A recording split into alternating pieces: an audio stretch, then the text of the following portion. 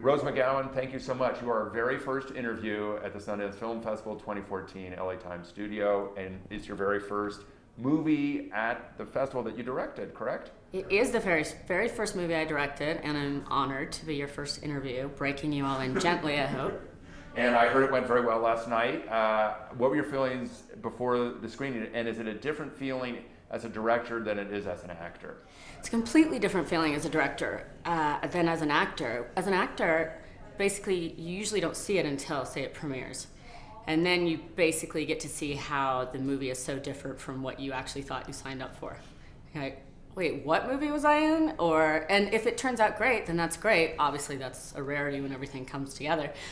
But I was a lot more nervous. I'm a lot more nervous as an actor going to a screening because of the powerlessness of it, and it's an unknown quantity, and also just being part of somebody else's world. So going and seeing the world that you created, it was my first time seeing it on a bigger screen. It was my first time seeing it with an audience, and it played wonderfully. I was thrilled. When you are working with actors on this movie as a director, are you thinking about the things as an actor that you learned from directors who weren't good as opposed to those who were good? In other words, do you learn more from the guys or women who are bad than the people who are good to try to avoid the things as an actor that you didn't like?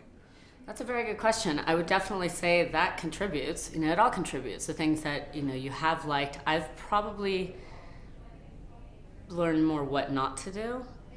And that's okay. I mean, I did that with my parents. Jesus, I'm not going to do this in my relationship. Life is a study like that. Do you know what I mean?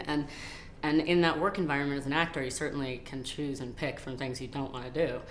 But it's the actors were so great. It was really interesting and inspiring because I saw how, hopefully, when I do acting, I try to bring a role to life, and it was just great fun to watch these actors do things that it wouldn't have maybe even occurred to me, or played it the same way, and they played it beautifully. The lead girl didn't miss a beat. Wow.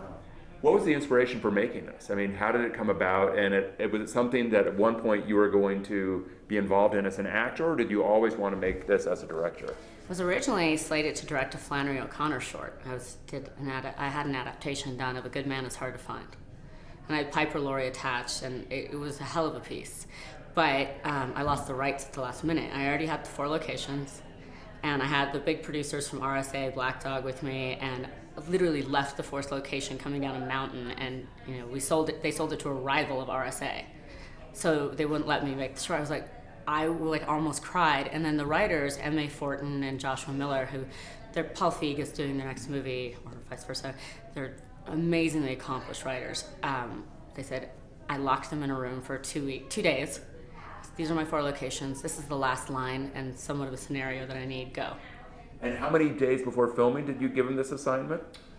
Oh, well, this is probably a good 3 weeks before filming. A good 3 weeks. A good 3 weeks. But, the production design was great fun for me. That's huge. I restore houses for fun. Mm-hmm.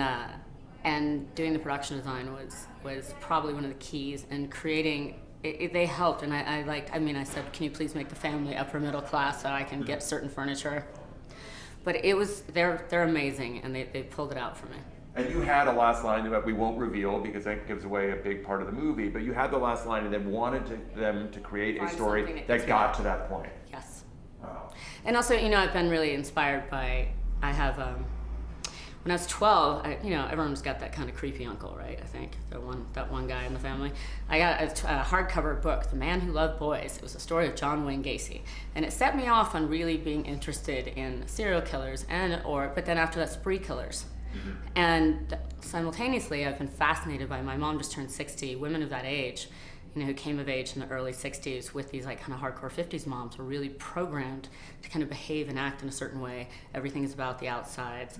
Mm-hmm. Post-war, it became really, all the moms are hopped up on, their diet pills, vacuuming like crazy. And then also the archetypes, the men and the characters that the girl's in love with, or Rock Hudson, Tab Hunter, that was not an accident. Mm-hmm. Those I picked. And also that appearances are not to be trusted. I mean, that seems to be the overarching idea behind this movie. The overarching theme, and the thing is, when you get programmed, maybe as a man too, when you get programmed to believe the front and what somebody's putting out, then bad things can happen, or consequences that are unknown. And I think it's really important for women, especially, to try not to push down that instinct or the danger instinct. You obviously did a very good job making this. You got into Sundance. Did this make you want to direct more? Are you going to try to direct more? Do you know what your next plans are in terms of being behind the camera? I do. I have a feature that I've got half financed right now, and so hopefully the other financing will kick in soon, and we can go in about 5 months. It's a story of 2 women.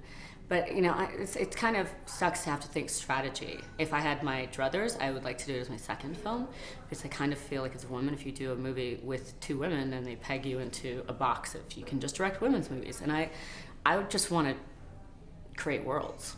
That's all I want to do. I've been a part of other people's worlds for so long. And I'm so drawn to story and I just finished, reread The Count of Monte Cristo. I could, unabridged, of course, because the abridged version is a crime, but I could have lived in that book. And for me, books are very, very visual, and that's the only acting training I had, was that I take on the character in a book. And so for me, the directing is, I've learned a lot, actually, from novelists and from writers and pacing and things like that. And so for me, I want to try to put that into a feature, absolutely. It was an interesting thing doing a 3-act short, because it's not common, as I found out. I didn't see a short film until 3 months ago. You had never seen a short film yourself? No. You learned quick. You're a fast study. Well, I did this 6 months ago. Right. I did it. That's what I mean. Yeah. Without knowing what the form looks like. But I didn't want to do that format. I set out to make a movie. So I just set out to make a movie. It just happened to be 17 minutes long. I mean, there's some scenes where I wish I had a slightly longer period for transition, but then you have some festivals like, it can't be over this amount of time. And in some ways it really forces you to really hone in on what's important and cut it to the bone and what you need to say in that scene. And that's a really cool discipline to know and learn. Well, you succeeded very well. Thank you for coming in. Thank you.